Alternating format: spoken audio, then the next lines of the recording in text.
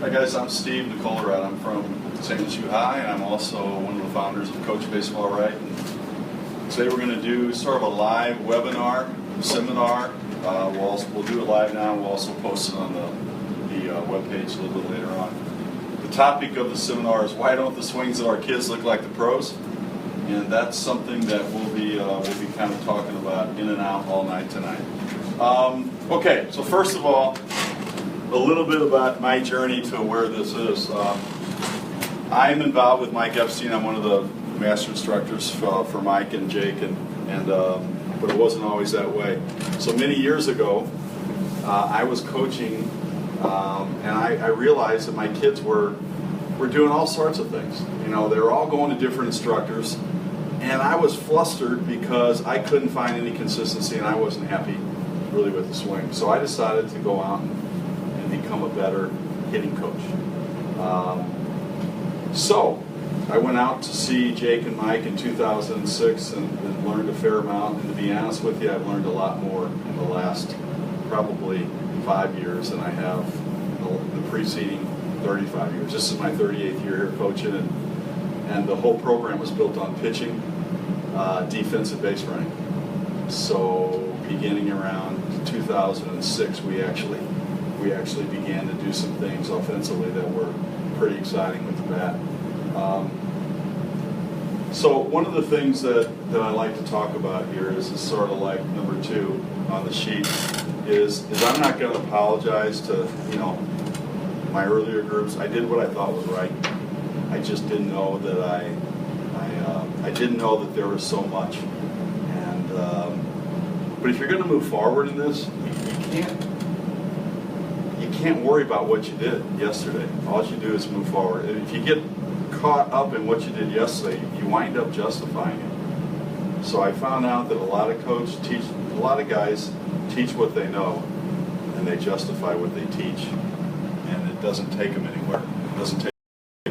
Anyway, apologies for the past. All right, number 3. Why don't the swings look like the pros? So here's some quick answers to that. We don't know how to teach it. I know that was my case. It was 20 years into doing it. I didn't know how to teach it.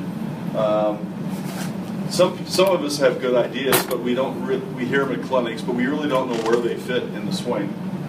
And we teach what we know and justify what we teach, so we don't move forward in our teaching or learning. And then you go to little kids. Think about little kids. The bat's pretty heavy. What happens naturally is bat drag. Okay, because the bat is heavy and they're not very strong, bat drag is a natural thing, and it goes unfixed. So if I go out and watch a 10-year-old team playing, I bet you at least half of those kids have bat drag.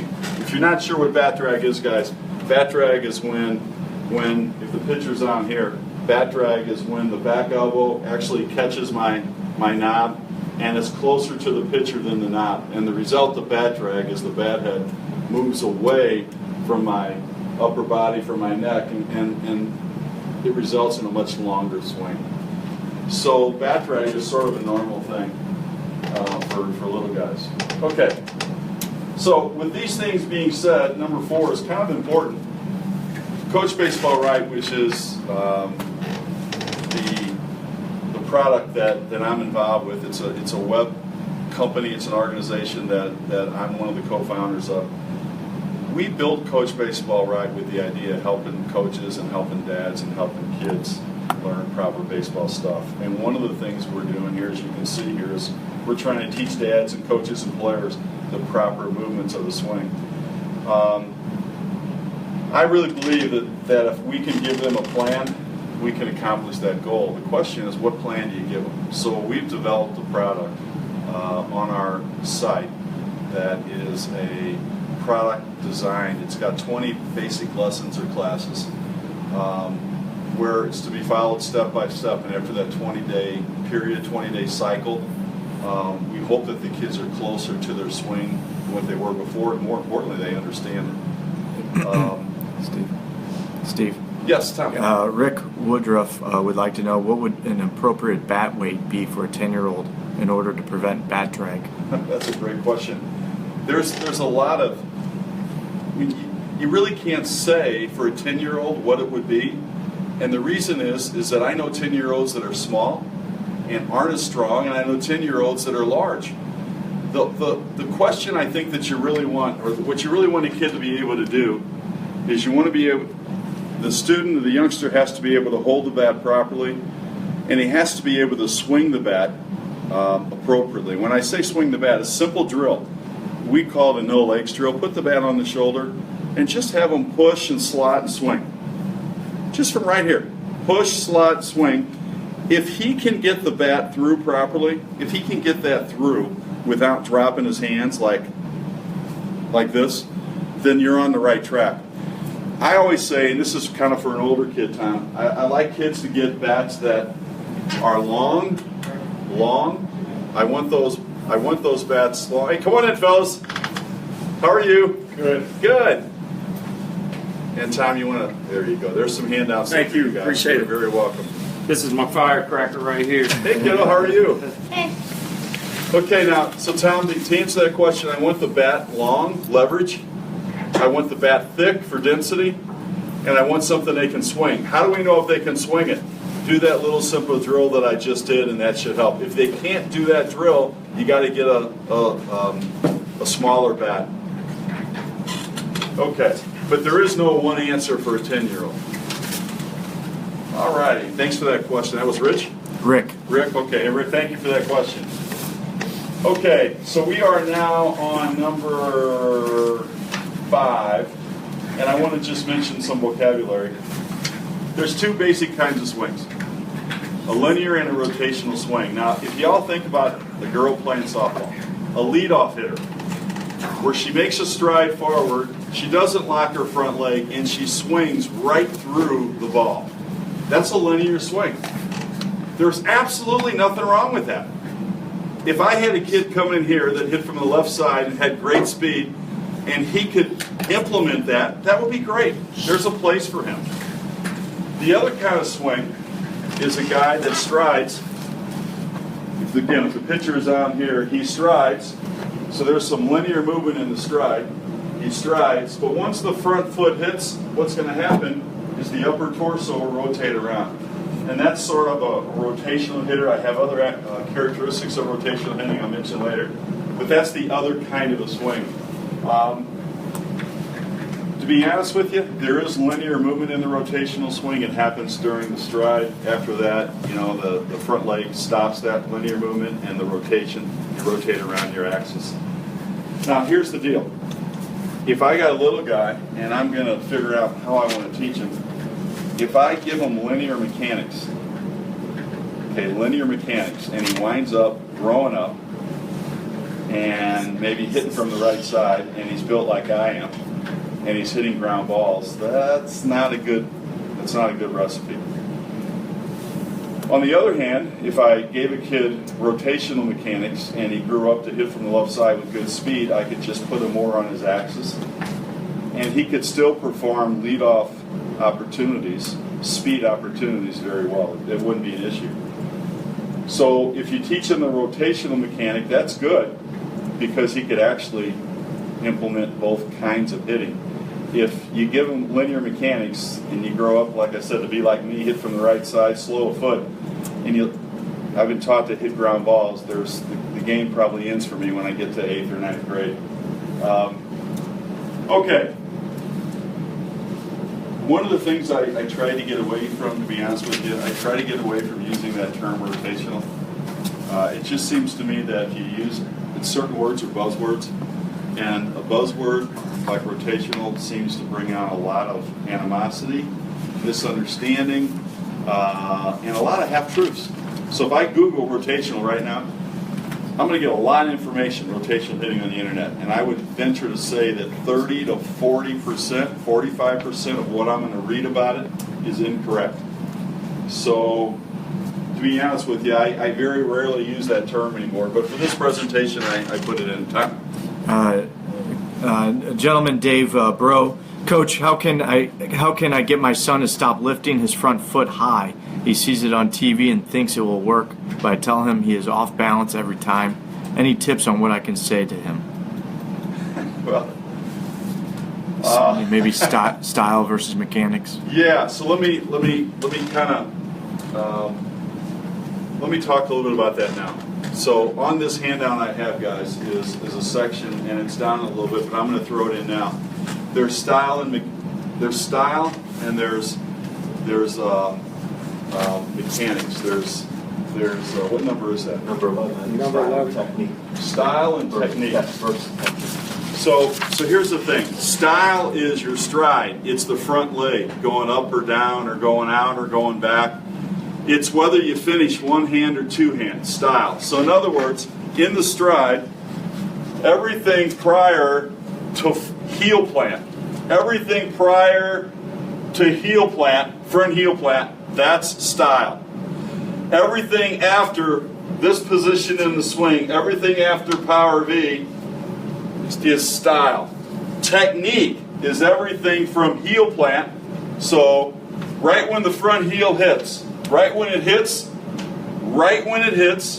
all the way through to the power V, that's technique, that belongs to the instructor. So when I'm working with a guy, to be honest with you, when I'm working with a kid, I define style and technique. And Tom, then what I like to do is I like to take all the style away from my younger kids. Okay, sometimes I'll even take the style away from a high school kid until he starts to get the technique. When he gets the technique, I'll put the style back. To be really honest with you, I have some 12-year-olds, I have some 13-year-olds. They are doing they lift high, they have a nice high leg kick, and I don't have a problem with that as long as it doesn't screw up the technique. If a dad thinks it screws up the technique, here's all you do. We just go to no stride.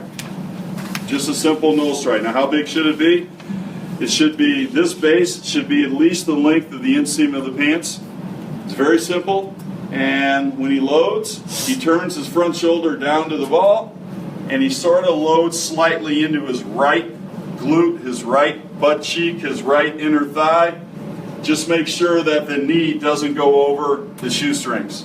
So I take that style totally out, I put him in a no stride, and this would be how we would set up. And that's sort of my approach with the little guy. So I take all style out and I put it back in.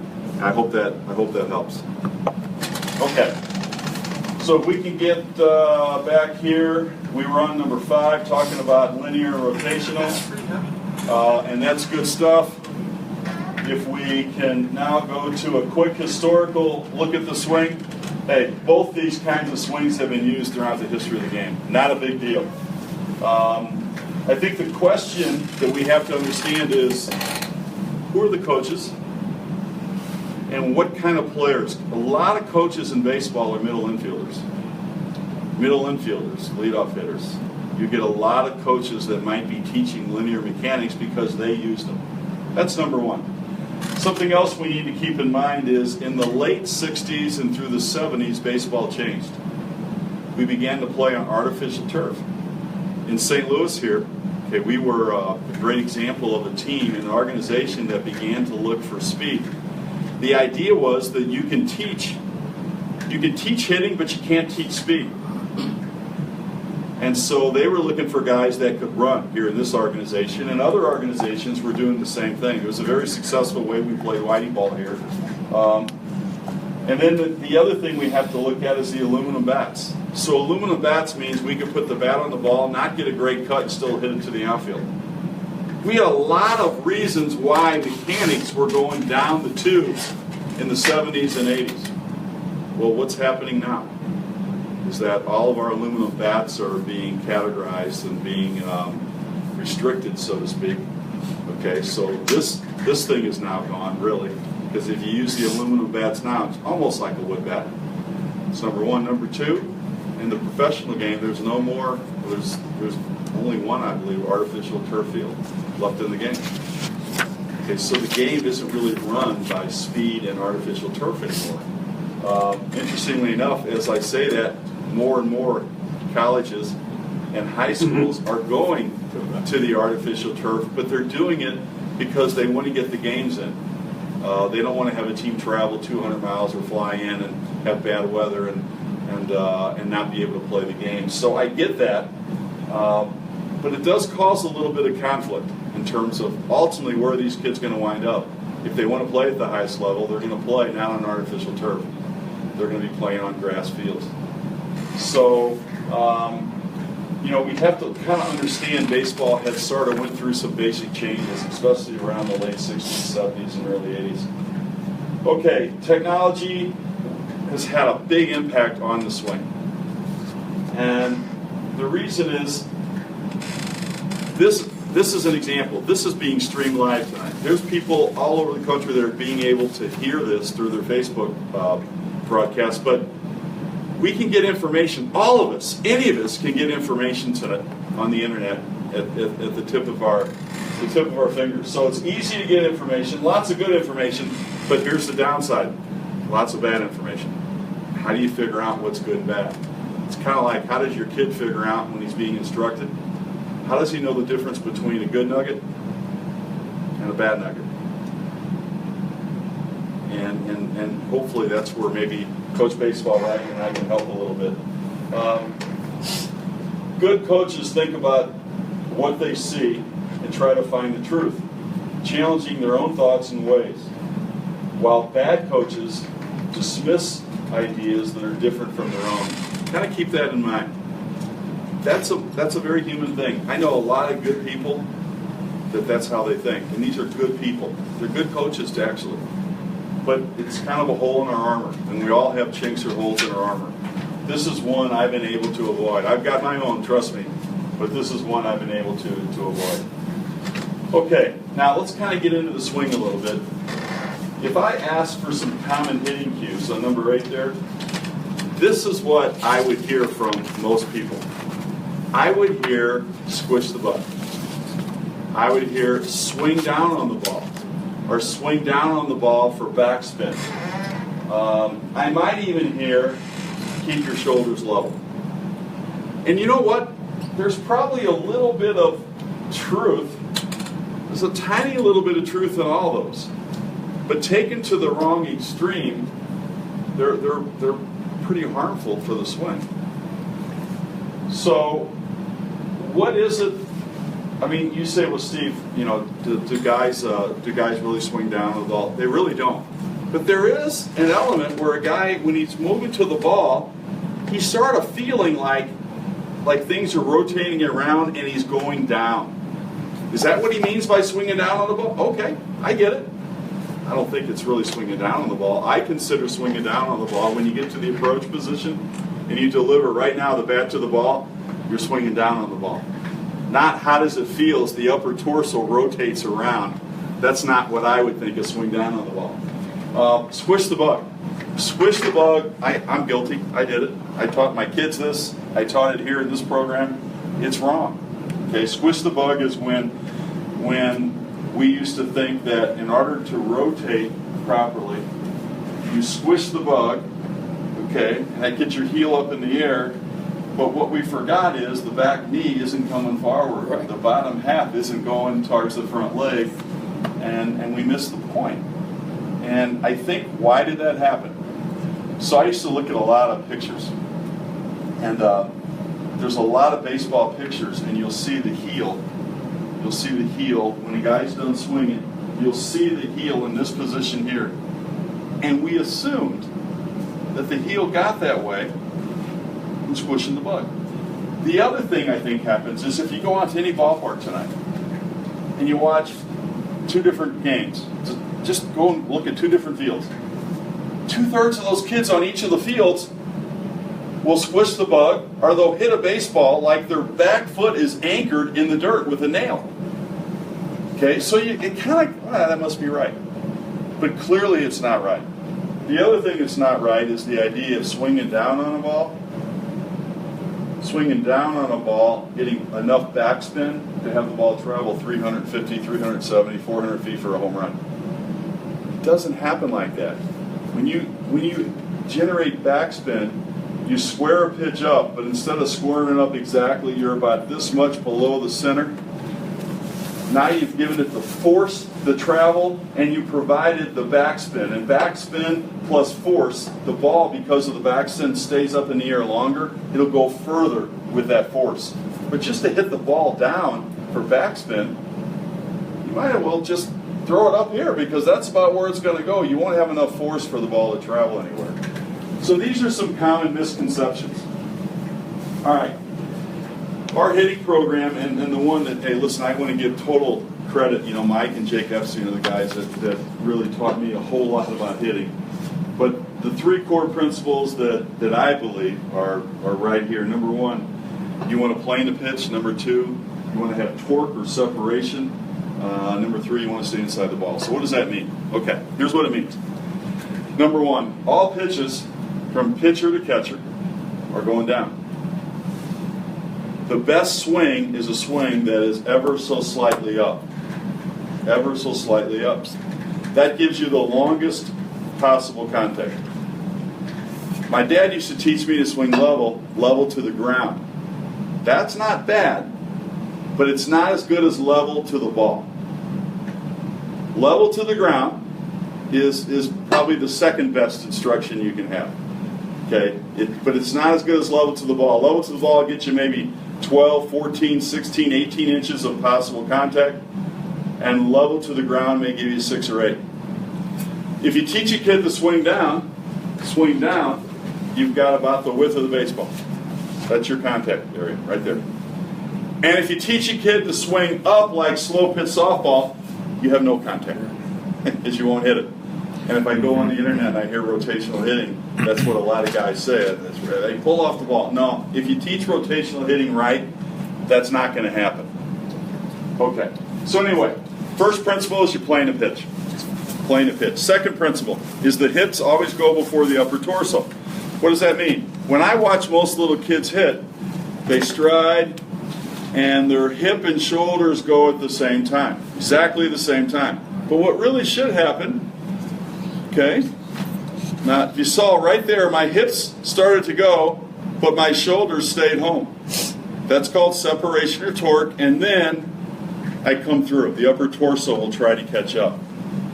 So power comes from torque. Torque is the separation of the bottom half and the top half. Okay, can you teach that? Absolutely, you can teach that. Could I teach it 15 years ago? Absolutely not. I couldn't teach it. Didn't have a clue. And if we're honest, there's a lot of us, if we're honest, this might make sense, but it's like, how do I teach it? And again, that's what we're trying to do with Coach Baseball, is try to give people an idea on how to bring this home.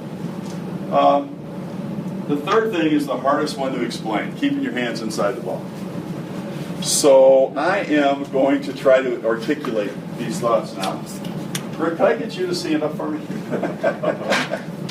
I'll do it. That's okay. It'll be fine. I know what you're going to do. Okay. So, Tommy, where's the camera? Is the camera right here? Mm-hmm. Okay. So what I'm going to do is turn Rick around so he's not at all threatened by what I'm doing. Okay. So if I put Rick here, and my pitcher is out here, and I am right here about, as you guys can see, I'm probably about 18 inches. Now, if I'm a little kid, what's going to happen here is I'm going to step, and I'm going to hit him square in the back. And it's because I'm firing my hands in the swing much too soon. My upper torso has to rotate. Most little kids fire their swing with their belly button facing the first big dugout. So what happens here, to keep your hands inside the ball, is you would stride, you would separate, your upper torso would begin to rotate, you would fire your hands after you cleared this. Now what does all that mean? It just means that my swing circle is tiny. It's quick to the ball. Where a little guy that swings, and this is kind of cool, if he swings like this, and he hits the back, his swing circle is really big this way. Really big this way. So what does it mean? If a guy throws inside, and a little kid swings like this, he'll hit an inside slow pitch, foul. And if a guy throws fast, subconsciously he'll just take the pitch. So keeping your hands inside the ball is just about having the smallest swing circle possible. How do you do that? Use good mechanics to do that. Okay, and that's really what this program is about. So, 3 principles. Playing the pitch, keep the hands back, keep the upper torso from going too soon, and keeping your hands inside the ball. Thank you, sir. Okay, so now what I'm going to do is I've got the audio here working. I'm going to play you guys a video. It's one of my favorite videos. I did not make this video, but I want you to look at it, and if you don't mind, just in your piece of paper, just write down some things that you heard that would be good hitting things to say. See if you can identify any of the things that you hear or see. So they may not even say it, but you noticed it. This is Josh Donaldson's swing. It's on sports science. It's really one of my favorite swings. So let me get this here.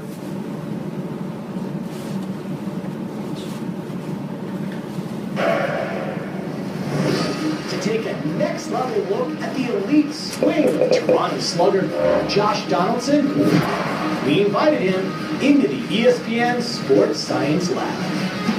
How are you so effective at the plate? I think really it's just kind of understanding what my body's doing in space. In my swing, I have a lot of different movements. It's all for a purpose. You have to learn how to coordinate and kind of be aware of what's moving where. Donaldson starts his swing with a high leg kick. After he identifies the pitch, this leg kick allows him to vary the timing of his foot strike in a window of about 100 milliseconds. By adjusting for pitch speed in the early phase of his kinetic chain, Donaldson is able to create a consistent motion against nearly every pitch. After a foot strike, Donaldson's hands and shoulders lag behind, while his hips begin firing forward at a peak angular velocity of 700 degrees per second. The rotation more than 25% faster than a typical pro golfer during a drive. This creates a separation between the angle of his hips and shoulders of 45 degrees.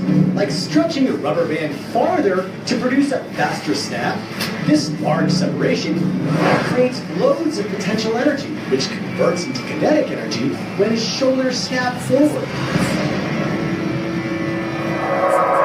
As his upper body rotates, Donaldson maximizes his hand speed by firing his wrists just 29 milliseconds before contact with the ball. Because his wrists are the last lever in his kinetic chain, they rotate faster than any other link at nearly 2,700 degrees per second. This produces a bat speed about 15 miles per hour faster than a typical MLB player during a home run. All told, Donaldson is able to accelerate his bat at a rate of 920 feet per second squared. That's an acceleration on par with a tennis racket during an elite serve, even though Donaldson's bat is about 3 times heavier. With this elite bat speed, it's no surprise that earlier this season, Josh Donaldson hit a home run that left his bat at 120.5 miles per hour. That's the fastest exit speed out of more than 4,700 homers hit this season in the majors. For ESPN Sports Science, I'm John Brokus.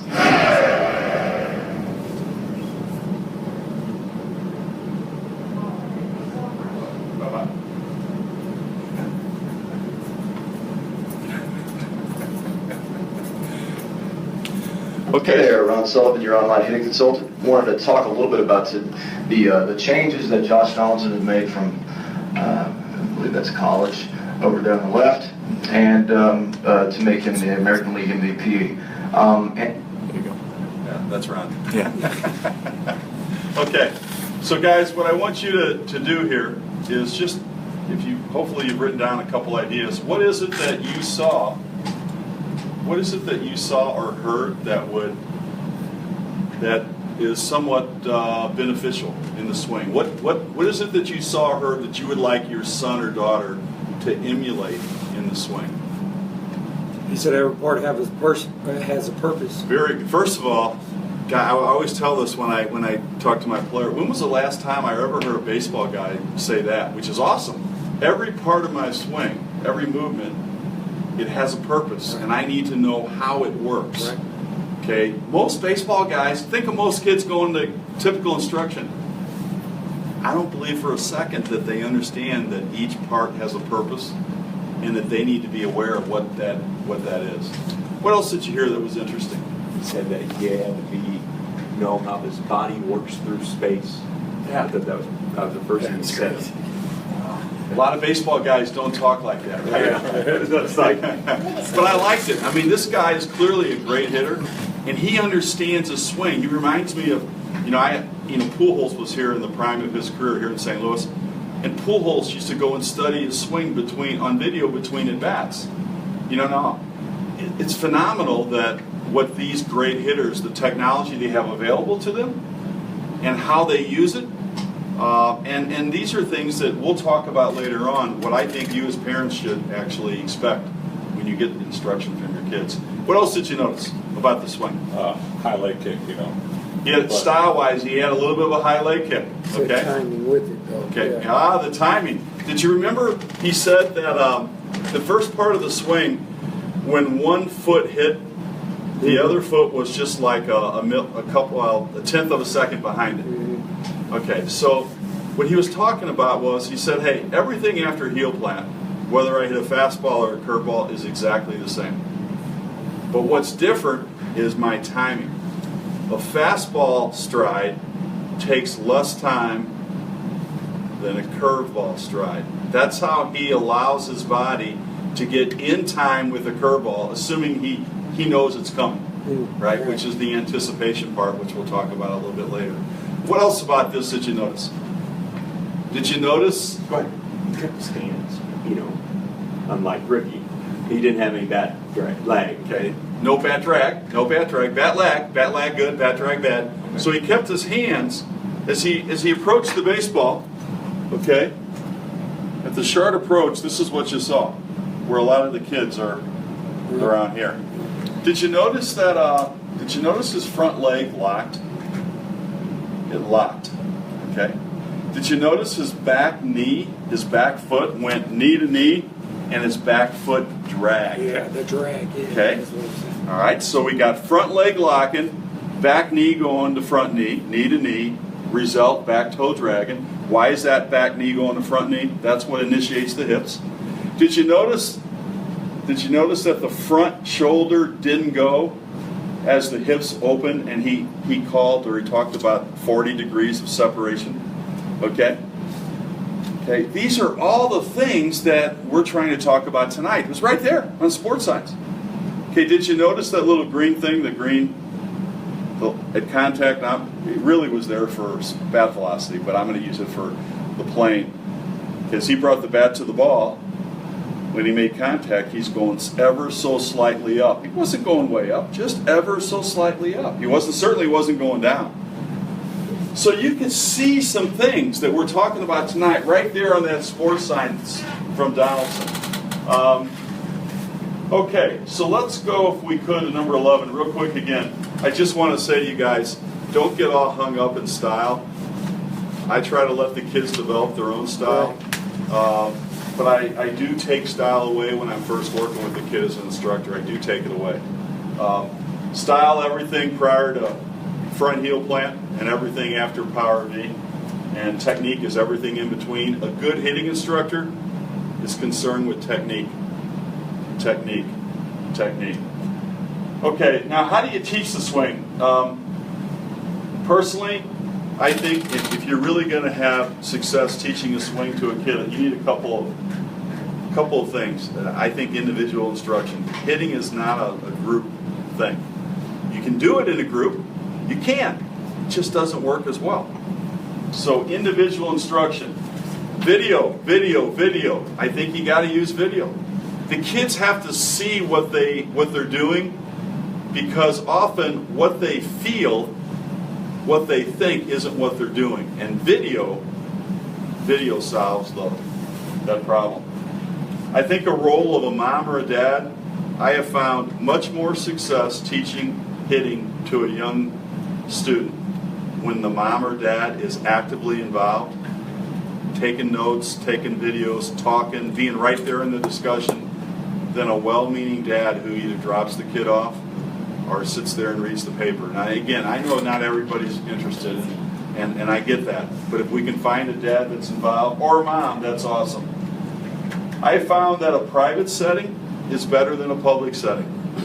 So big baseball facilities, they're great, nothing wrong with them, but if you can get a private setting, I think the kid's able to try new things and not worry how he looks in a private setting, where if he's in a public setting, they know that other people are watching from a distance, and they're a little bit less likely to try new things. I think a good hitting instructor breaks the swing down into pieces, like a puzzle, and then puts the swing back together again, and gives the student the opportunity to practice the pieces. So if the first thing that happens to people when you guys go out and get instruction is that there's about 2 or 3 minutes of talking and we're feeding balls, honestly, I think that's not good. I think when I do instruction, I try to have at least 3 hours of instruction without a ball, so that I can get the feel of the swing down to the student. I try to hold the student accountable. I try to ask them to do something 5 minutes a day. If you ask a kid to do something 30 minutes a day, I think you're setting yourself up for failure. 5 minutes a day is a good thing. I think it also tells you as a dad, if a boy or girl isn't willing to do the 5 minutes, it doesn't mean that they're a bad kid or anything. It just means maybe they're not that interested. Okay, 5 minutes a day. Do you have to be down there with the kids? If we do a good job with the instruction, I don't think you have to be there. But I do think it's great if you are there, because it provides more time for a parent and kid to be together. I had a granddad, he came in today, and he said, hey, it was the second lesson, and he said, Steve, Brady and I were talking, and we're disagreeing on stuff. So what they did is each drill, he got on his iPad and he took a little 40-second clip. I demoed it. He caught it on the iPad, and then I had his grandson do it, and he caught it on the iPad, and then he got the next one and the next one, and he left today with about 10 drills, all of them done correctly, so they won't be arguing anymore. But he was actively involved in the instruction. There's a little note here about teaching the swing in a team setting. If you're going to teach this to a team, you can't make a kid do stuff. You can't make a parent do it. What I would suggest is to educate your parents with a meeting, go over what you're going to do and why you're going to do it, show some videos about what you're doing, get some of the best hitters in the world up here and articulate what they're doing as well, and see if you can educate your parent on why their kid's swing, how it could be improved. So instead of just knocking somebody else's instruction, let's use that other instruction as a foundation and work together to try to get the kid to a better place. But you have to bring the parents involved in that so that they understand what you're trying to do. If you don't want to do that, I don't suggest you messing with the kids. Okay. What does it take? Number 13. You can have perfect mechanics and be a bad hitter. You can have absolutely horrible mechanics and be an okay hitter, good hitter. You need desire, you need motivation, and you need knowledge. This stuff here is just the knowledge part. The motivation, the kid supplies. The desire, the student or the kid provides. This is the knowledge. But I've seen plenty of kids with lack of knowledge, pretty good hitters. The problem is that ultimately as you climb the pyramid, ultimately there's going to be a guy as good as you, and that's where the knowledge kicks in. So if you can provide the knowledge, that would be a great thing. Okay, what can a parent do? Now this is kind of unique, so I'm gonna go through this because I really want parents who are part of this broadcast to pay attention to this one. I think you guys should be an educated consumer. You should ask questions. You should notice how the instructor teaches. Is he patient? Does he articulate his thought well? Clear explanation. Does the instructor use video? Does the instructor understand what he's trying to teach? Does he have main ideas? And are those main ideas being being given to the student? And can the student articulate those ideas back? What's the atmosphere? Is it noisy? Group setting? 5 guys in the cage? Is it one-on-one private setting? And ultimately, you should ask, does your kid look like the best hitters in the world? Because if he does, that instructor's doing a good job. And if he doesn't, okay, then maybe there's something to think about.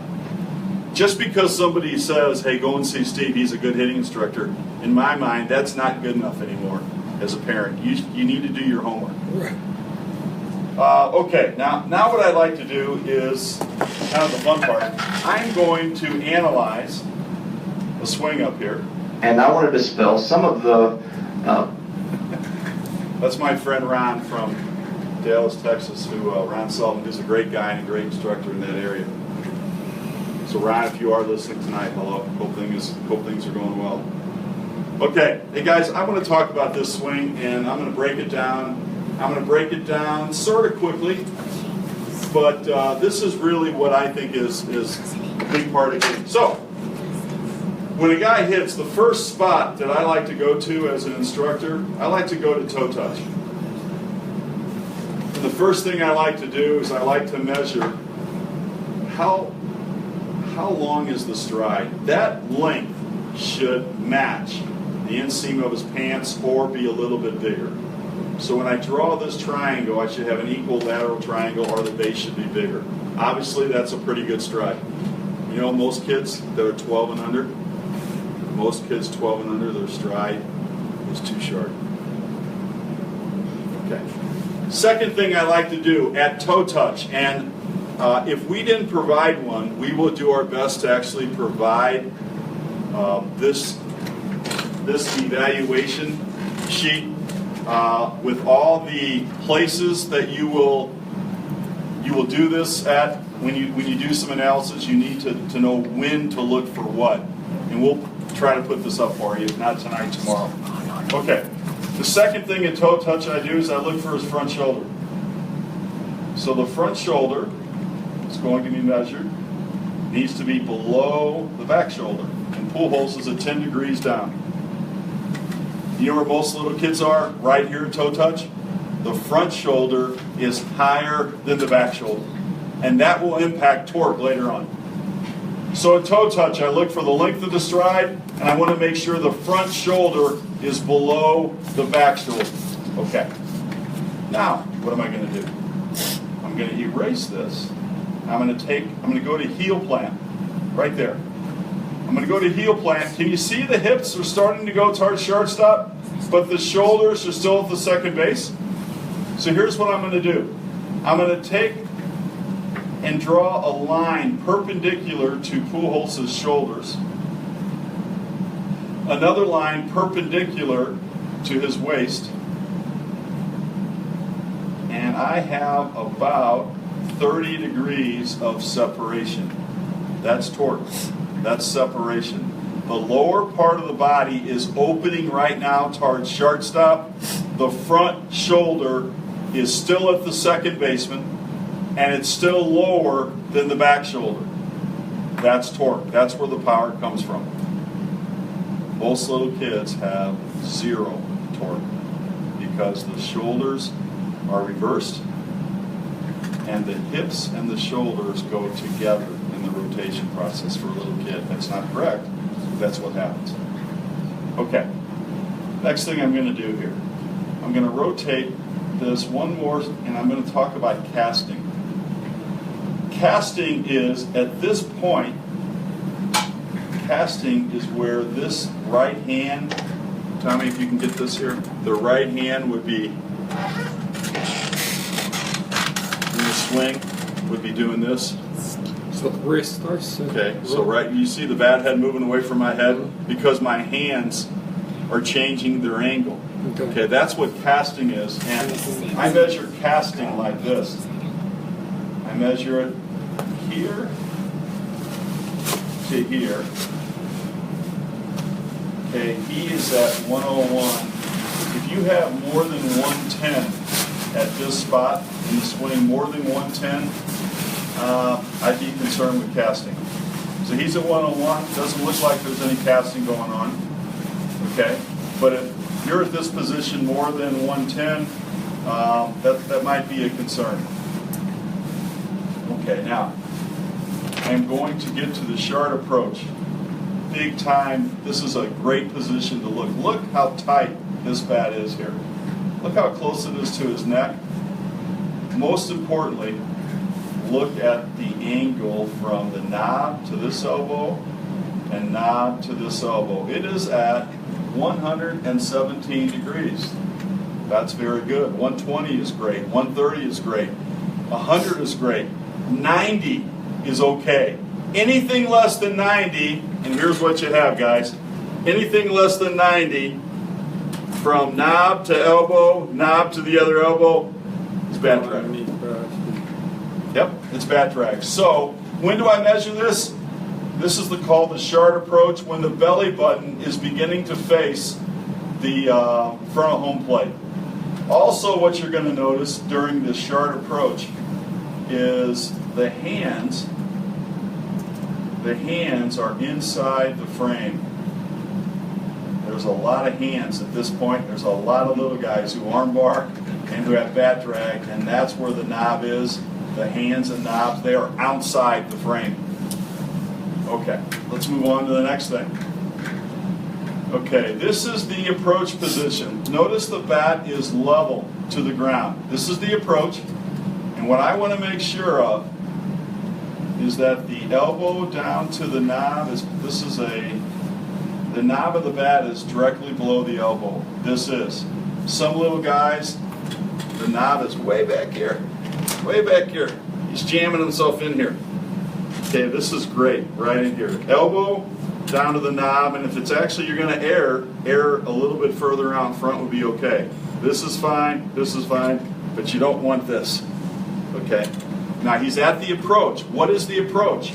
The approach is when on a pitch down the middle, a fastball down the middle, the belly button is at the pitcher and the bat is pointing directly at the pitcher. That's the approach.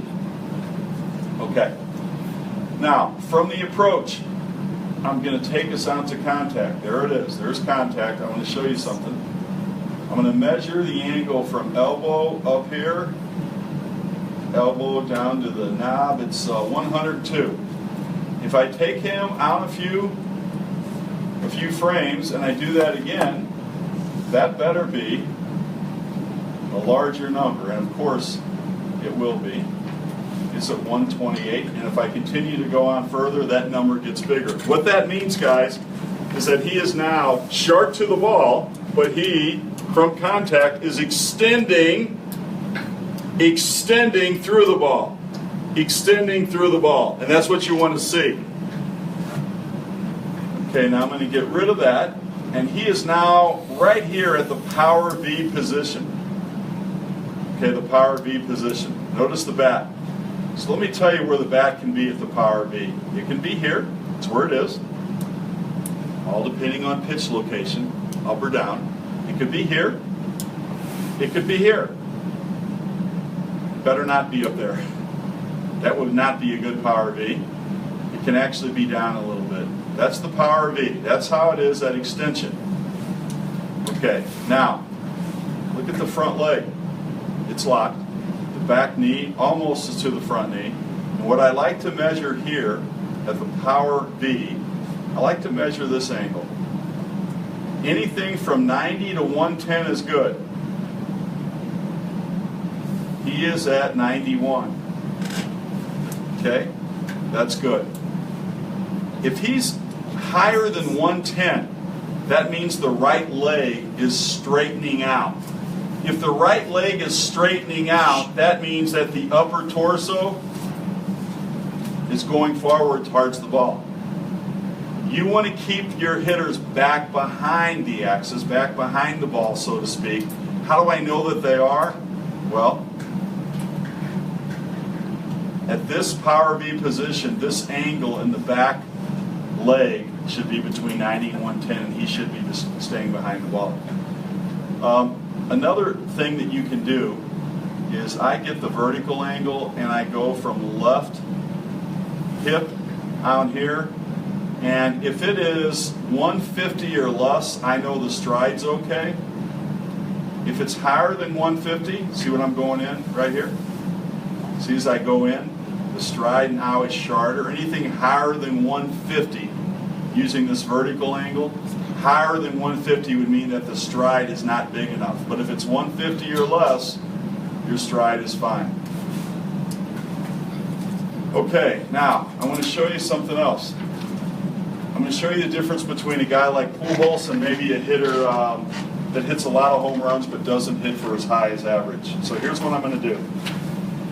I am going to draw a line from the baseball to the next frame of the baseball to the catcher's glove. And I think we all would agree this is the plane of the baseball. This pitch is going down 5 degrees. You need to be on plane no later than the front knee. He is on plane, let's say not here, let's say about right here. I'll mark it. He's on plane about right there. Now watch this. That's going to be probably a foul ball if he were to hit that though. Okay, now he's still on plane, still on plane, still on plane right here, and now he pulls off plane. So he's on plane from here to here. Okay, this mark here to this mark here, he's on plane. That's a long time. That's a high average. Now here's what some guys do. Some guys come down in their swing and they come a little bit below the plane with their swing. And then they come back up right here through that line. And if they're lucky enough to hit the ball at the sweet spot right there, home run. Home run. But all the other times that their bat head is below this is either a foul ball or a miss. That guy may hit 260, 35 home runs. Pujols will probably hit less home runs, but he'll hit 360, 350, 340, 330. So a higher average guy needs to stay on plane longer. Okay. Now I'm going to erase that. And now what I'm going to ask you guys to look at, let's take a look at the knob and the elbow. See if the elbow, back elbow, ever catches the knob. Nope, nope, nope. Never catches it. No bat drag. No bat drag. So it should stay behind the knob. That's right. Next thing is watch the back knee go knee to knee. Knee to knee. Watch the back foot drag. Drag forward. Watch the front leg lock. And most importantly, or just as important, watch the head stay still from the time the heel plants. If I were to draw a circle around the head, that head stays still to the power of E. That's phenomenal. Also look at the left foot here. The left foot coming up a little bit here is the result of ground force. So what's ground force? Ground force is something, as he begins to stride, the ground force actually, in this case, is going down here. And then as he goes forward, as he begins to stride out, the ground force will go this way. As he puts the front heel down, the ground force will temporarily go down. And then as he begins to lock up his front leg, right there, the ground force will come back up. Come back up. Upper body, shoulders, hands to the bat. And the result of ground force is that little flop over you see with the left foot. Okay, so this is the annotation I do for Pujols. To be really honest, guys, you know, I have people send me stuff, and I do these annotations, and I have a fair amount of clients from a lot of different places. So not all my clients are face-to-face, and this is one of the things that we do online for folks. Okay, so now what I'd like to do is to go back to the handout, and I think we are on number 16. And I want to quickly talk about some of the most common hitting flaws. Okay, so first of all, Bat drag. Bat drag, again, is when the back elbow gets closer to the pitcher than the knob. A lot of little kids do it. This is what it looks like. Okay? That's bat drag. Casting is when you're at this position here. Notice the angle of the bat to my left forearm. And as I stride out, that happens. And it's all your right hand doing this. That's casting. An arm bar would be a guy that strides. The arm bar is always the bottom hand. It's always this one. And if you notice, if you arm bar out, as you get into your shard approach, that's what you're going to see. It won't be here. It'll be out here making for a very long swing. So casting, arm bar, bat drag, squishing the bug, and a stride that is too short. Those would be your most common errors in hitting.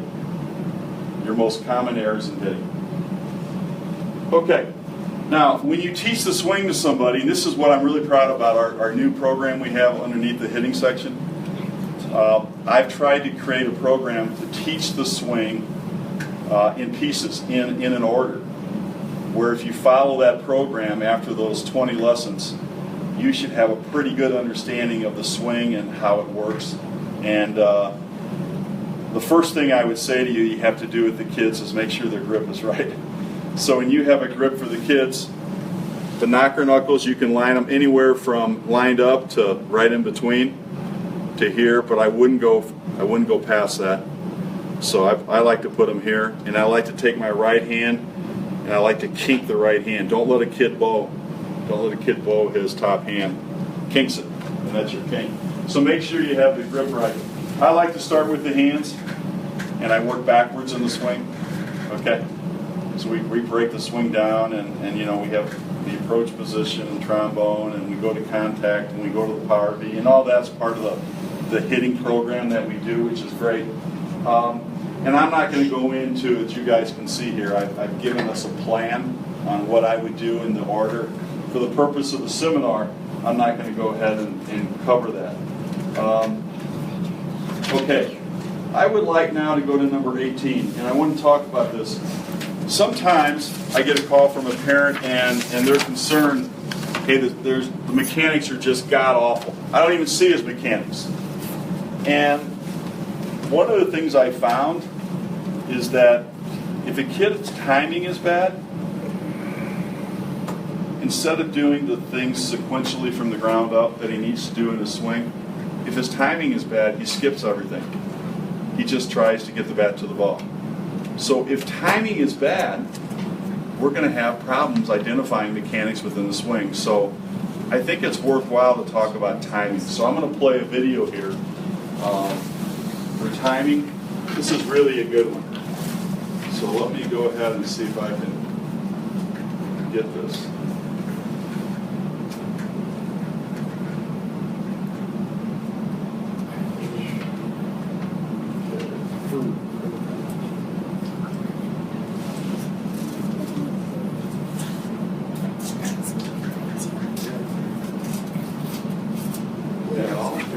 Here it is. So I'm going to make this a little bit bigger. And here we go. Here's a video on timing. We're here with Rizzo's rhythm. He's got a lot going on. If you watch his hands, he's going to kind of hitch his hands down and back. As he lifts his front knee up, he's got a pretty good leg kick and a pretty good hand hitch. Is he the only one? Absolutely not. That's dates back to Jimmy Fox and Babe Ruth. Today, David Ortiz has a hitch like that. So not a bad move as long as when he launches his swing, his hands get back up, which guess what? They do. The swing launch is when the front heel plants all the way. So again, everything we do before front heel plant is considered a player's rhythm, timing, and style. I like to let my players find their own rhythm. I'll make suggestions, but I want them to be comfortable. And as long as they can get their foot down and get to the proper launch position, which is heel plant, and the hands are back and the front shoulder's still in, when the ball's about 10 to 12 feet from the plate, all is well. Okay, so let's go back and see when he starts moving. So as he goes through, you can see the pitcher's got his leg kick up. Rizzo's still kind of standing there, doesn't have a whole lot going on. And then he's going to start to hitch his hands and pick his foot, kind of as that pitcher breaks his hands. Okay? And that's pretty normal with most players. When this hand goes down and back, and then obviously it'll start to go up, that's when the player starts his step. Okay? It doesn't mean his foot's down now. A lot of people say, you gotta get your foot down early. You don't have to you have to get your foot down on time. You gotta get your foot going early. Okay? And we gotta figure out what is the best timing for you and your style. So with Rizzo, you can see as soon as the pitcher breaks his hands, Jose Batista's in the same category too. As soon as the pitcher breaks his hands, his foot is coming up off the ground. He should be at the highest part of his leg kick by the time that ball is released. So you can see right about here, his foot is probably at its highest point. And you can see, yes, now it is on its way down. Okay, it's on its way down right as the ball's released. Foot's coming down. Foot's coming down, his hands are going back up. And then by the time his front heel plants, that ball should be 10 to 12 feet from the plate. You can see this pitch was down and in, probably an off-speed pitch, and he launched it pretty well. Okay, so again, going back to a player's style, that has to be comfortable to them. And I don't care if I have players that have leg kicks like this. I see it all the time in the big leagues. I watch big league games. Nobody has just a normal little tiny step where nothing moves. They have a lot of rhythm, these guys. Okay, that's a pretty big leg kick. This is a pretty big leg kick from a pretty big guy. And he needs that to get his body moving. So make sure we're not hitting from a standstill, but we also have to make sure we get our stride started in time. And for Anthony Rizzo, the time for him to stride is right when the pitcher breaks his hands and separates ball from glove. That's when he starts moving. And that was Jake. This is Jake Epstein. And Jake was given that annotation. He did a great job, and I certainly appreciate that. Now here's the bottom line. Is when you're looking at a kid on time, his front foot should be down when the ball is about 10 or 12 feet. So how would you do that? How would you test that? So if you're throwing BP or you got a pitching machine, go ahead and look. I'm assuming that his right-handed hitter, his front foot is going to be at the front of the plate. I'm assuming that. Get a cone, put it 10 to 12 feet. So I'll say 12 feet out. Get a camera. Okay, and when you look at the side shot, a belly button shot, you need to be able to see the cone and the front foot. And as the ball comes in, check where the front foot is. Where is the ball in relation to that cone when the front foot hits? Okay, and if you can't see the ball yet and his front foot has hit, he's too fast. If the ball is past the cone, 9, 8, 7, and his front foot hasn't hit yet, you're probably going to see the absence of some mechanics. That's a timing issue. So you have to work on timing. One way to work on timing is just to throw the ball, okay, from his normal pitching distance, have him stride, take the pitches, and get a film, a video on him, and see if he's getting down in time. What's in time? He needs to have his front foot down 10 to 12 feet when the ball is 10 to 12 feet from the plate. Okay? And that's how you would judge timing. Now, while we're on timing, let's talk about a few things here. Everything is geared off your fastball stride. So if I'm timing it and my fastball stride is here, see how it looks? Kind of notice how long it's in the air? My fastball stride, 1, 2. 1, 2. Okay. Assuming my timing is okay and I'm starting at the right time, if you're teaching a high school kid and it's 0-1 and he knows a curveball's coming, what he does is he keeps his stride, it lasts longer in the air. So if his fastball is 1, 2, 1, 2, his curveball would be 1, 2. His stride would last longer. Now, so if I'm thinking along, I'm anticipating, I have a plan, and I know when he gets ahead of me on 0-1, he's going to throw me an off-speed pitch. My adjustment I make is with my stride. I don't slow up my swing or anything like that. I actually stride at the same time that, my timing, whenever that is, but I make my stride last a little bit longer in the air. And once the front foot hits, I'm ready to go. Nothing changes. So that's an adjustment you would make, okay? That's a pre-pitch adjustment. Now, I'm going to give you one other in-pitch adjustment. Now, this is for an advanced hitter. So, if a guy's thinking fastball, and he takes a fastball stride, but he doesn't get a fastball. He gets a very bad curveball, and he wants to hit it. Well, he's in fastball timing, so here's what he'll do. Fastball stride, and as he's going out, before his heel plants, he's recognizing, oh my goodness, he knows by the time the heel plants, it's not a fastball, it's a get-me-over curveball.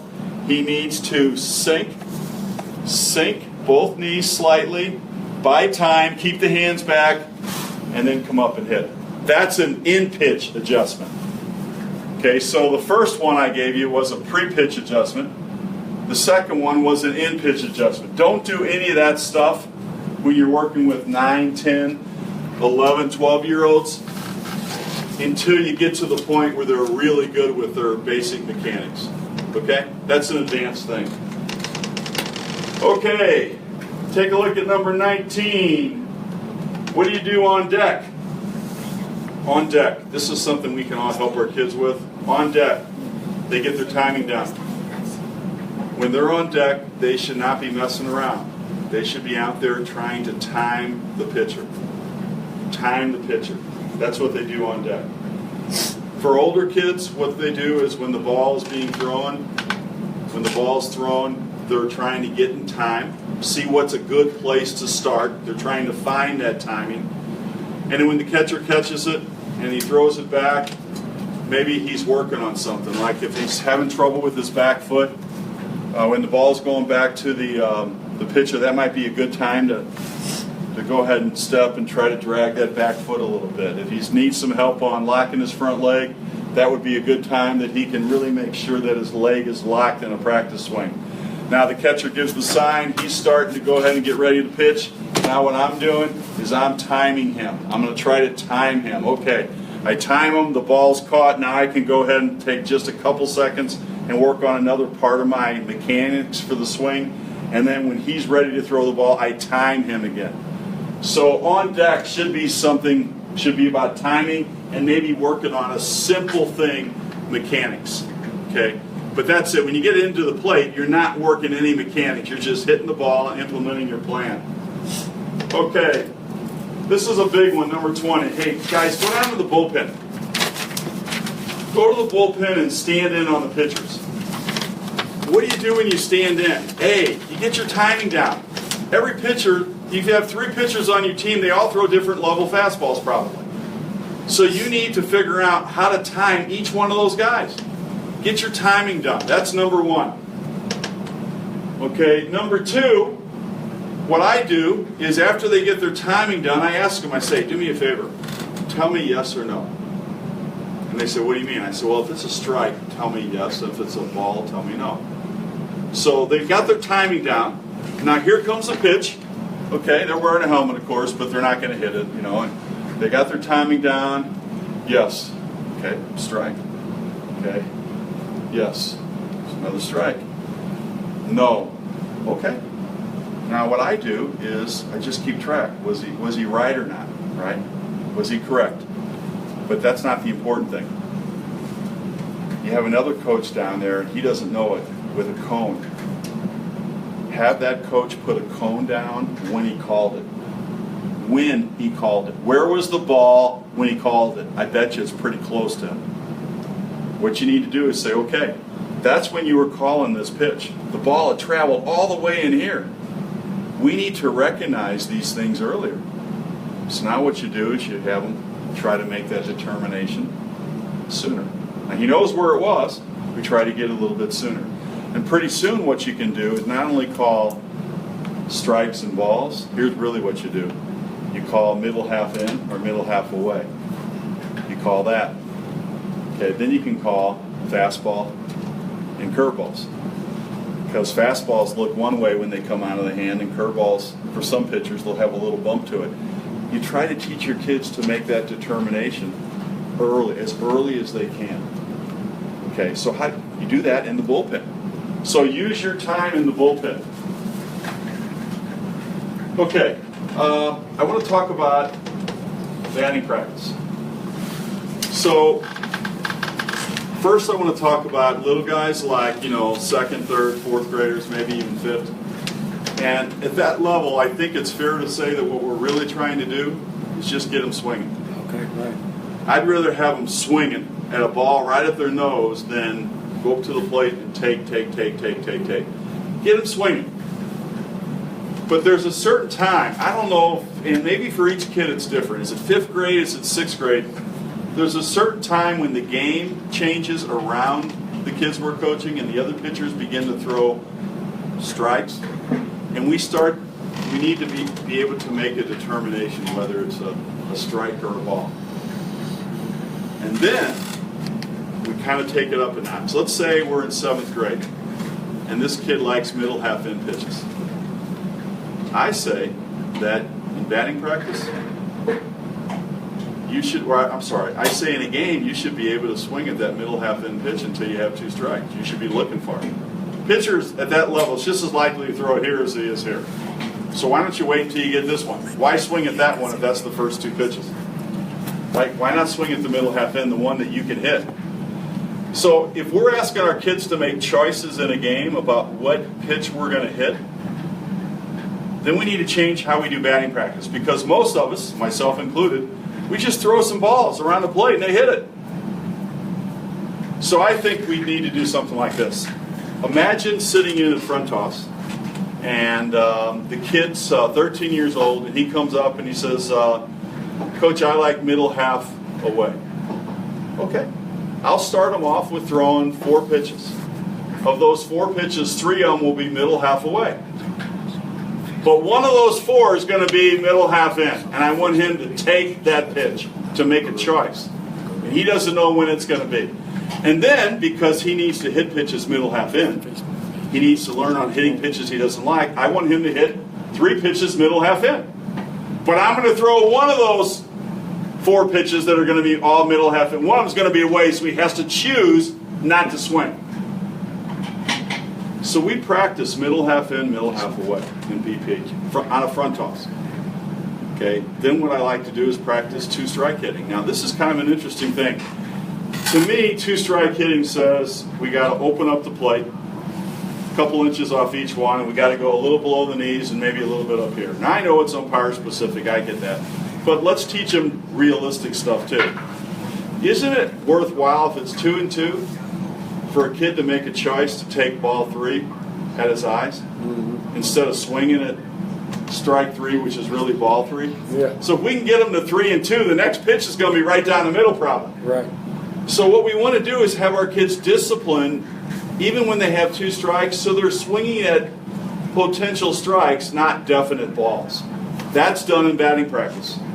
And then I like to have hit and runs, where we don't swing down on the ball, we try to swing, same swing that we normally have, except we try to get the top half of the ball. We try to give the ball a haircut, a line drive, or a ground ball.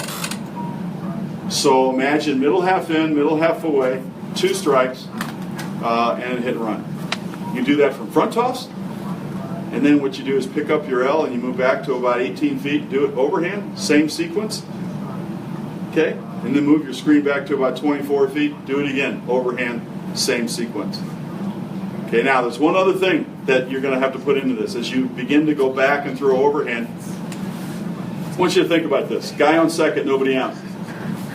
I like my guy, no matter who it is, to hit the ball the opposite side and hit it hard. Maybe get a line drive base hit to right. So what's he looking for? Looking for away. Outside pitch, right. So now we have man on second base, and I'll throw him 4 pitches. 3 of them are going to be away. 1 of them is going to be inside. He needs to take that pitch. during batting practice, right? He needs to take that one. That's not a good pitch to swing at. But the ones away, drive it hard to right center field.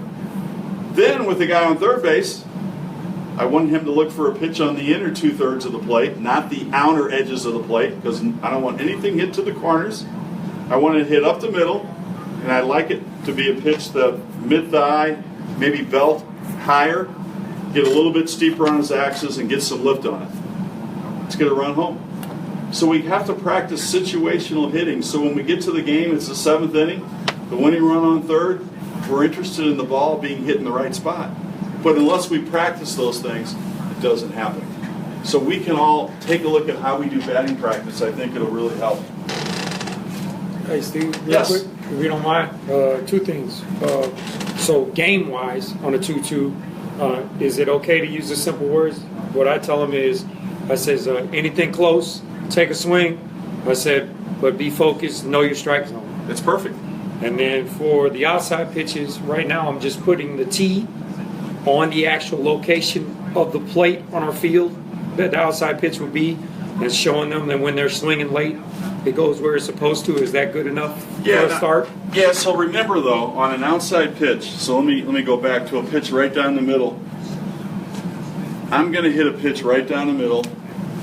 I'm going to hit it right out in front of my toe, maybe 2 inches, 3 inches, right? Okay.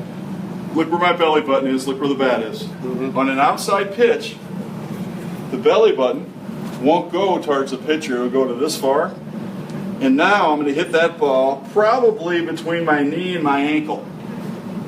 Okay, so wherever he stands, put that ball on that tee, someplace between his knee and his front knee and front ankle. And he has to know that his body is now in this position, trombone, contact, power V, that's where it goes. But the ball has to get deeper. I understand. Right. Okay, now, I used to teach guys to let the ball get deep, right midsection in here.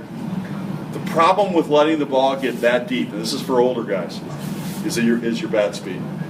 You can't generate enough bat speed to drive that ball well if you let it get too deep. So try to keep getting deep. I would say, the front knee is probably a pretty good barometer. Okay. Thank you very much. So, got a question from Michael Sanchez down in Texas. Okay. And I think it's the power V is what he looked for. But he says his son tends to stop swinging after he makes contact instead of swinging all the way through. What's the best way to get him to finish his swing? Okay, so first he has to understand what that means, right? And using video would help the little guy know exactly what he looks like. Then he needs to show video of Pujols or some major league hitter swinging through the pitch, right? Just so the little guy can see. That's number one. He has to visualize it. Number two, the best drill I found for that, Tommy, is to put a dummy, a football dummy in front of me. And what I do is I take him from trombone approach to trombone to contact, and contact to the power V, right? And I make sure that he understands what that is. And then I let him go all the way through to the power V. So he gets the feel of contact to the power V and hitting to the dummy. Okay. Is that okay? But he has to see it first with video, and then you have to use I call it the power V drill. You have to use the proper drill. Sounds good. Thank you. Thanks for the question. Okay. Let's see here, guys. That was teaching batting practice. Right, there's the different places you can move the L back to and throw from after you've had front toss. Okay, having a plan at the plate. Okay, this is really a big one to me. When the kids are little, their plan is to hit anything close. When they're 6, 7, 8, 9, right? Okay, then all of a sudden they get to that point where you evolve from hitting anything close to, let's hit strikes. We're kind of evolving to strikes. Maybe that's 10, 11. And then when you get to that 12 age group, now you got to have a plan. So here's the plan. Have each player ask them this simple question. What is it that they want to hit? What's their favorite pitch to hit? Let's say it's middle half in, just for the sake of discussion. If you want to hit a middle half in pitch, your plan should be look far, look for that pitch until you have 2 strikes. That's as simple plan as you can have. Look for that pitch until you have 2 strikes. Okay? All right, now, let's suppose that I like that pitch, but what happens is today we're facing that little lefty, and he lives on the outside part of the plate. Okay, it doesn't happen often, but it happens. Okay, I may have to today, I'm 13 years old, I like middle half in, I may have to today look for that pitch that's away. Because that guy throws it there and that umpire's calling it there. Okay, now you climb up the ladder. You're at 15's ball, and you like middle half in. You're facing a guy that you know. You know this guy. So now what happens is you're looking for your pitch, but you know after you foul the first pitch off, you know he's going to come in with a breaking ball. Okay, now I anticipate a breaking ball. Okay, now if he can't throw the breaking ball that day for a strike, then maybe I'm not. Maybe I'm still looking for my pitch. Okay, I'm looking for my pitch even though it's 0-1. But if he's throwing his breaking ball for a strike and I know that that's what he likes to do, you can look for it. So the bottom line here is that you have a plan. Each kid has a plan when they go to the plate and you try to implement that plan. They start off simple and they evolve according to their age group and their skill set. Okay, I have guys, now here's something that frustrates me. The count's 2 balls and no strikes. Two balls and no strikes. Pitcher throws a fastball and a guy fouls it over the first base dugout. Hey, if you're going to swing at a 2-0 fastball, I'm assuming that he threw it where you wanted it. We can't be late when we're up in the count. We're up in the count. We can't be late. So if we're doing the things on deck, all the things that we should be doing from the mental perspective, that shouldn't happen. Now, again, once in a while it does, but those are things you can point out to a kid saying, hey, you need to make sure that you're a little bit more in time, you're a little bit more ready than what you showed me. Okay, so anyway, those are some great points. What I'm going to do now is I'm going to stop just for a second, and I'm going to ask you guys if there's any questions you have, or maybe there's more questions that we have over there, or from you folks. Yes? If I come back to the early part, people say keep your elbow up. Is that okay? It's part of style. Okay, let's talk about it. It's part of style, and honestly, I find keeping the elbow up a good cue because for little kids, and I used to teach this, by the way. Okay, keep the elbow in, but for little kids, that's what they're going to be. So this front shoulder is now higher than my back shoulder. So I like to put in style. I like to put the back elbow. It doesn't have to be up here. Sure. Just keep it up a little bit to help ensure this shoulder at toe touch and heel plant is still higher than the front shoulder. Now what you're going to see a lot with this back elbow, by the way, is when guys start in here and they stride and they drop it when they stride. So you don't want that to happen. You want them to make sure they can stride. Has to stay up. Stays up until they get to toe touch. Heel plant, actually, until they get to heel plant. So I like the back elbow being up because it helps ensure the back shoulder up, which is going to be higher than the front shoulder. Now, how long will it be higher? Remember, okay, through toe touch and heel plant, you want this to be lower than that. Yes? I noticed, not Pujols, the other guy that we were evaluating swing on, correct, Donaldson. My daughter started seeing a good hitting instructor. I mean, she's done amazing things or whatever because, like you said, hey, she actually has an instructor that knows how to break things down. Okay. But he also got her to stop doing it, but told her that it was bad.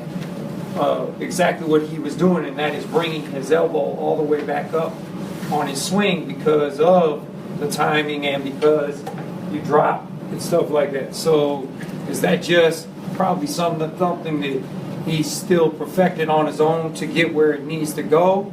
or is that not right where you're supposed to not bring your elbow all the way up when you load? So loading belongs to the individual, but I would say you were like this. To me, especially for a kid, the more stuff I see looking like this for a kid, the greater risk that he'll screw it up. Yes, the elbow is up, but keep it simple. Right. And it doesn't have to be a big thing like that. Keep it simple. Keep it up. It has a purpose. But when he starts to do that, now that we have to adjust. We're going to have to adjust in the swing. So don't go to an extreme. Sal says, what are the benefits of choking up? Well, choking up, better bat control. A lot of guys like to widen their stance and choke up with 2 strikes. But I would venture to say that in this era, we see less of that than we did when I was growing up. Okay? If you have a bat, a practical example of a little guy swinging a bat, it's the only bat he has, and he's not swinging it as well, but that's his bat. Maybe we might want to choke up a little bit with it. Last question from Ethan Shepard from Deer Isle, Maine. What drills can you do to stop yourself from dropping your hands? Okay, dropping your hands. First thing, and I'm assuming that he's talking about helping his son or somebody. Show them on video what it looks like to drop their hands. What does that look like? Second thing, show them what we did with pull holes, what it looks like not to drop the hands, okay? And then finally, when you're doing drills, I like to start out with hand drills, Tom. Okay, I like to start out right here. And I teach a kid an approach, the trombone, and I go to the bat, or go to the bag, right? Now, I can hit a pitch a little lower by dropping the bat head, not dropping my hands. Today I was giving an instruction to a 12-year-old, and he was hitting the bag. I have a football dummy right here, guys, and he was hitting the bag, and I had a spot right here where he was hitting. He was doing great. And I moved the spot down about 3 inches, and here's what he did.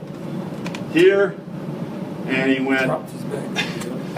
So to get that spot on the bag, he dropped his hands.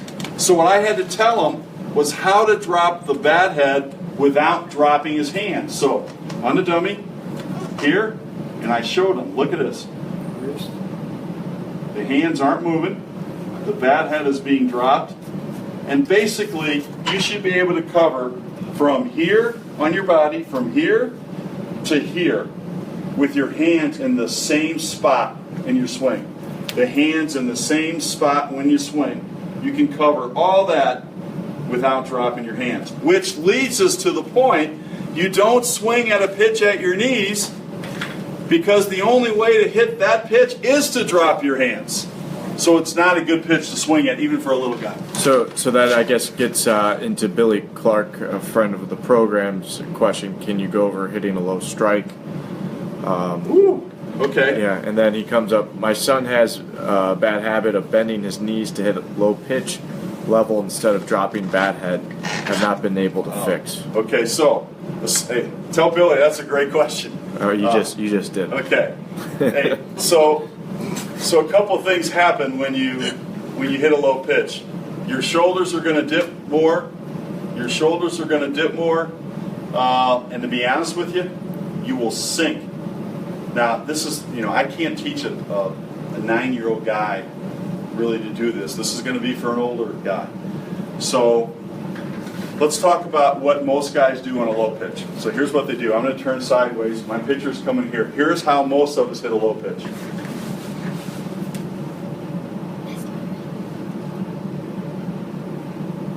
Right? Now, the guy doesn't throw hard, you can do that. The guy throws hard, you cannot do that. The best way to hit a low pitch is this way. So you stride, you sink, keep your hands back, you sink. Now you make your motion to the ball, your movement to the ball, you're here, okay?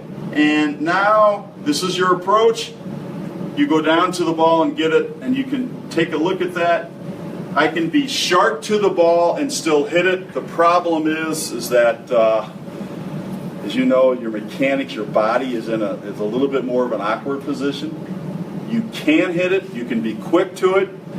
But it's a good pitcher's pitch. You're not going to hit it like you hit a pitch that's at your belt. Right. When do you want to do it? 2 strikes? Right. Maybe you have to because maybe you're looking for that pitch. The guy's giving you low away as the guy in second. Maybe there's some situational hitting, but that's not a great pitch to swing at.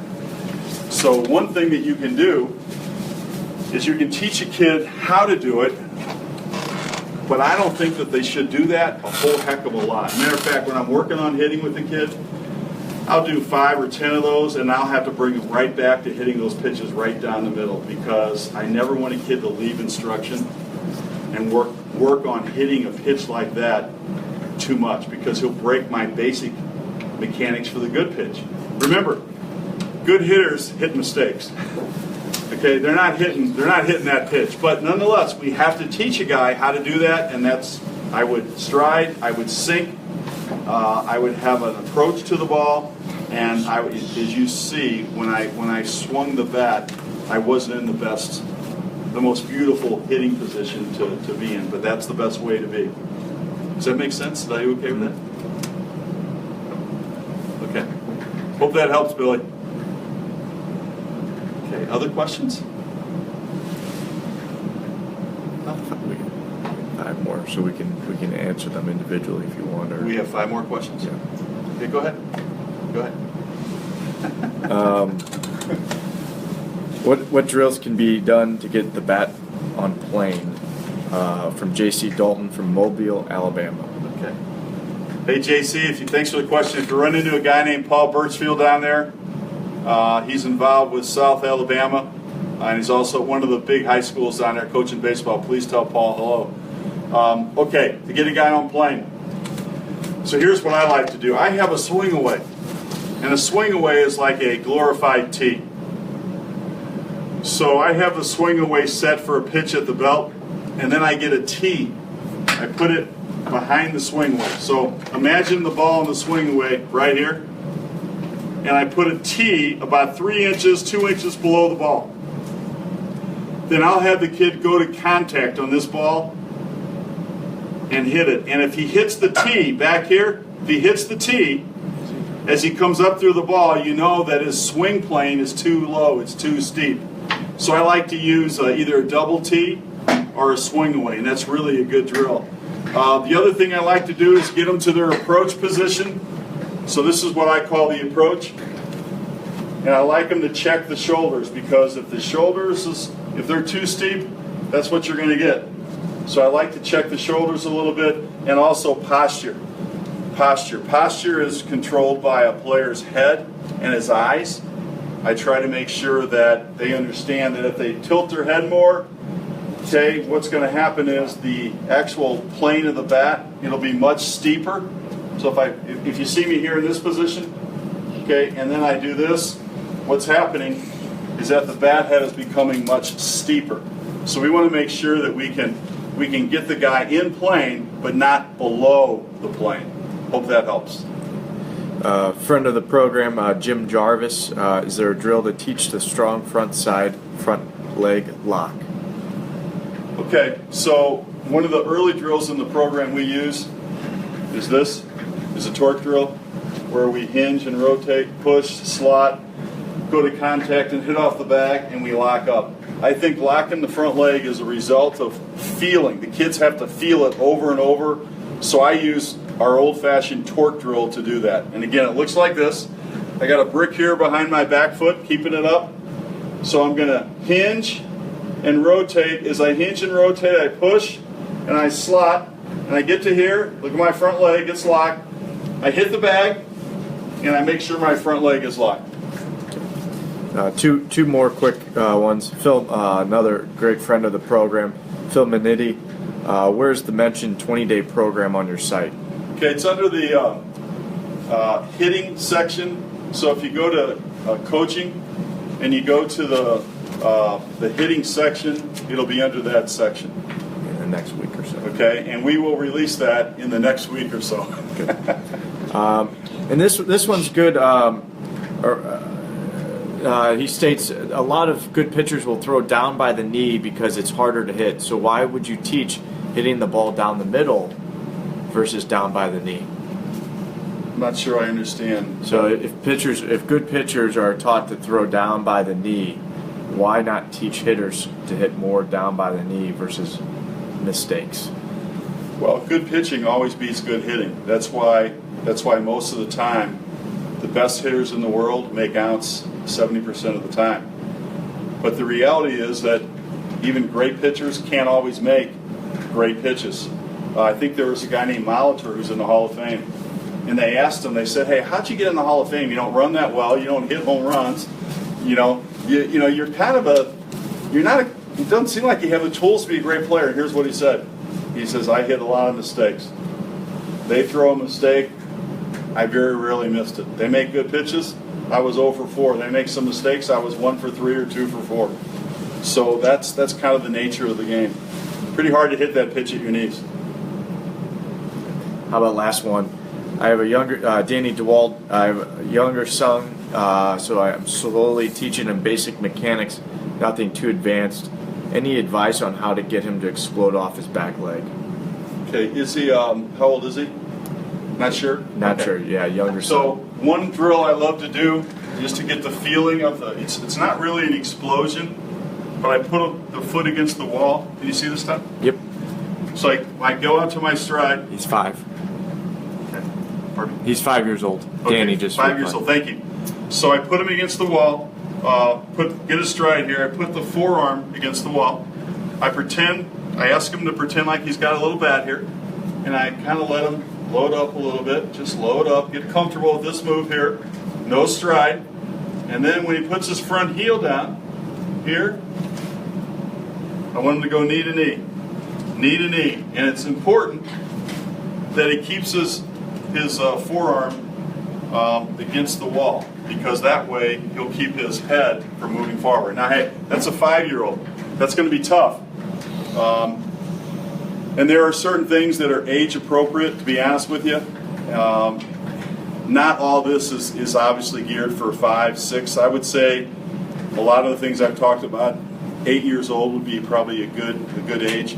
But there are things you can do with a 5-year-old. I've done them with my own kids in my parish for the T-ball stuff and all that. So if you want more stuff, if you want to talk privately offline about that, I'd be happy to do that.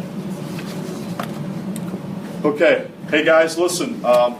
For all you guys who watched in tonight, that was awesome. Thanks for coming in, and for you guys who came down, thanks for doing that. One last thought, and I'm not going to get harping too much on it because I talked a lot about it Saturday at our clinic. But when you coach your kids, know why you coach. Have fun. It goes way too fast. And the most important thing that we do when we coach, even for me, coaching my high school kids, to be honest with you, is probably the most important thing. Probably doesn't have much to do with baseball. It has to do with helping them become better men, better dads. And I think that for you guys, it goes really way too fast. Just don't get caught up in the winning. Make sure, in fact, that you enjoy the journey. The journey is worth a lot more than the end result. It's not about scholarships. It's about helping your kids grow up. Okay? Anyway, thanks for coming tonight, and I certainly appreciated it. You can be reached at what email address, Coach Nicolarat at? Coach Nicolarat at CoachBaseballRight.com. Thank you.